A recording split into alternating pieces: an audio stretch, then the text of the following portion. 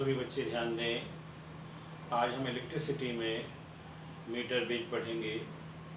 Metre bridge एक ऐसा instrument है जिसकी सहायता से हम किसी अननोन वायर का रेजिस्टेंस बड़ी ही सुगमता से निकाल सकते हैं।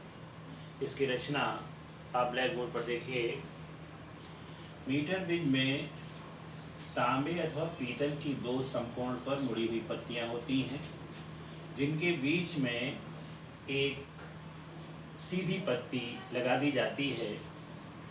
समकोण पर मुड़ी हुई पत्तियों के अंतिम किनारों पर एक वायर AC जो समान मोटाई का होता है, मैग्नीन अथवा यूरिका धातु का बना होता है, बांध दिया जाता है। अब इसमें रेजिस्टेंस किस प्रकार से निकालते हैं ये आप लोग समझेंगे, यानी इसकी क्रियाविधि क्या है।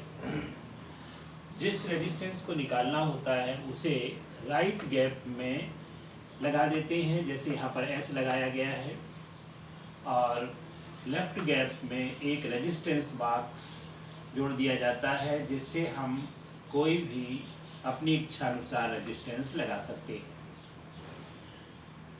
पॉइंट A और C के बीच में एक सेल रियास्टेट तथा की जोड़ दिए जाते हैं, और पॉइंट D से गैल्वामीटर का एक सिरा जोड़ करके गैल्वामीटर के दूसरे सिरे को वायर AC पर खिसकाते हैं, और गैल्वामीटर में शंट लगा दिया जाता है।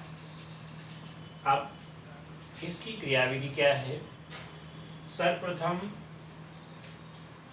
रेजिस्टेंस बॉक्स से कोई नॉन रेजिस्टेंस निकाल देते हैं। नॉन रेजिस्टेंस निकालने के बाद गैल्वामीटर के सिरे B को वायर AB पर खिसकाते हैं। यहाँ पर जॉकी जुड़ी होती है, जॉकी इसके ऊपर खिसकाई जाती है।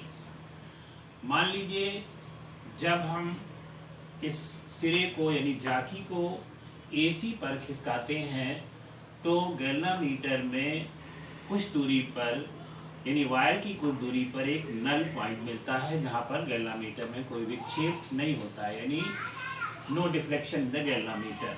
और मान लीजिए वो लेंथ A से B तक की स्मॉल l है, तो B से C तक की लंबाई 100 - L हो जाएगी। क्यों? क्योंकि मीटर ब्रिज के तार की लंबाई ठीक 1 मीटर या 100 सेंटीमीटर होती है। अब इसकी किस प्रकार से गणना करते हैं, यानी वायर S का रेजिस्टेंस कैसे निकालते हैं, ये सब बच्चे ध्यान से सुने। यहाँ पर let rho be the specific resistance of the wire AC.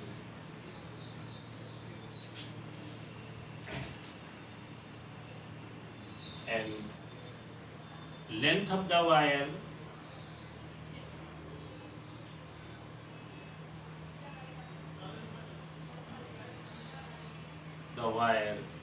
is equal to wire name है इसका AB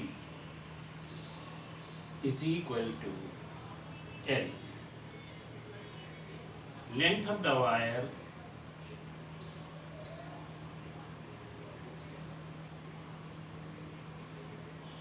BC is equal to 100 minus L.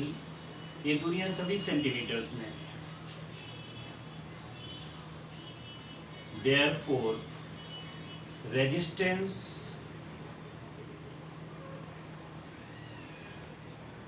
of the wire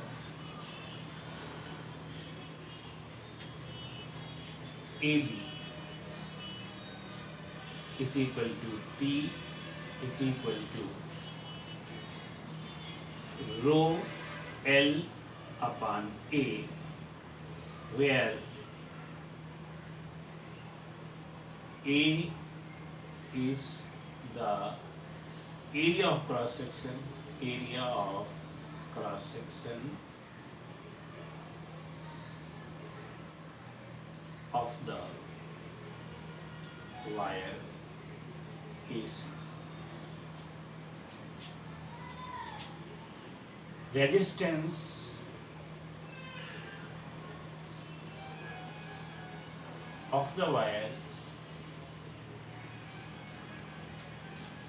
BC is equal to Q is equal to rho into 100 minus L upon A. Therefore, P upon Q is equal to, ये cancel हो जाएंगे और रो cancel हो जाएगा, ये आ जाएगा L upon 100 minus L. अब सभी बच्चे यहाँ ध्यान दें. By the principle of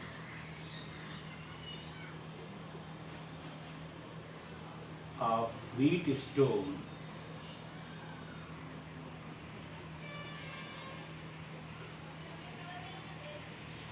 bridge P upon Q is equal to R upon S. P upon Q की वैल्यू रख दें और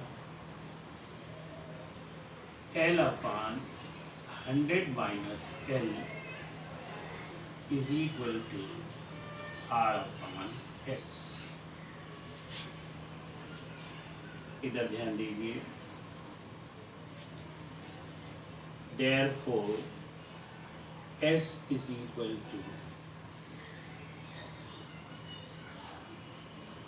R into 100 minus L upon L.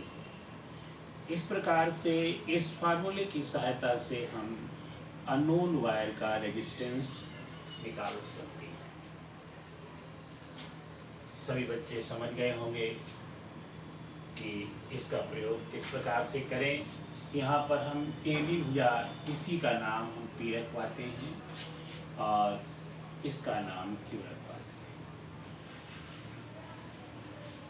वही ये P upon Q is equal to L upon 100 minus L है. ध्यान रहे ये दूरियां सेंटीमीटर्स में है. ऊपर भी सेंटीमीटर है, नीचे भी सेंटीमीटर में है, इसलिए सेंटीमीटर सेंटीमीटर हट जाता है और लास्ट में जो ये रिजल्ट आता है उसी के द्वारा अननोन रेजिस्टेंस निकाल लिया जाता है.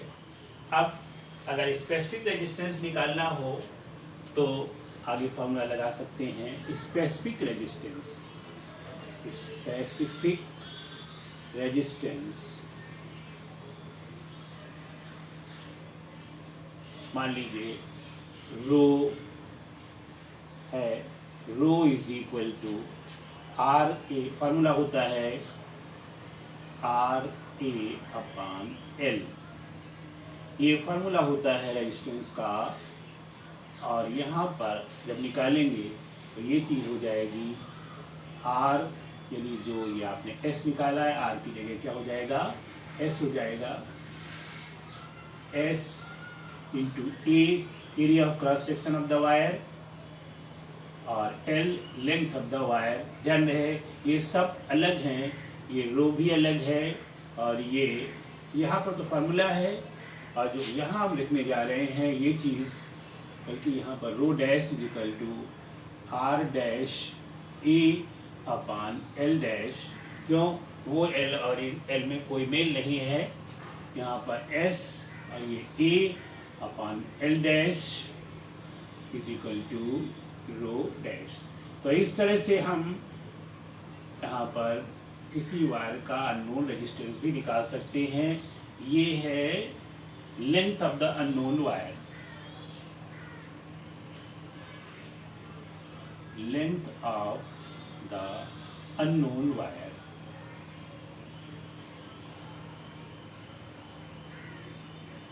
शायद सभी बच्चे समझ गए होंगे. इस तरह से हम रेजिस्टेंस और स्पेसिफिक रेजिस्टेंस दोनों ही निकाल सकते हैं.